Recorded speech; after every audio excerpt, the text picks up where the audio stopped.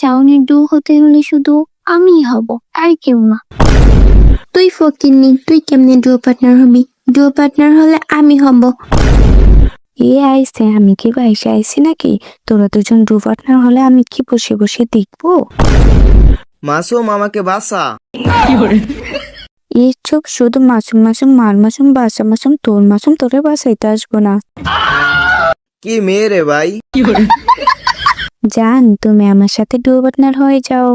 আমার সাথে duo partner হলে তোমার অনেক লাভ আছে, লস নেই। কিভাবে জানো?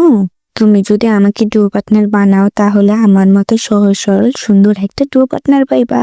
তারপর আমাদের বিয়ে হবে, আরো লাভ আছে। তোমাকে কোনো কাজ করতে হবে না, আমি নিজে ইনকাম করে তোমাকে খাওয়াবো।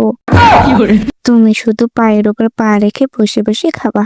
তারপর আমাদের 10 থেকে 12টি বেবি হবে, ওরা সারাক্ষণ তোমাকে আব্বা আব্বা বলে ডাকবে।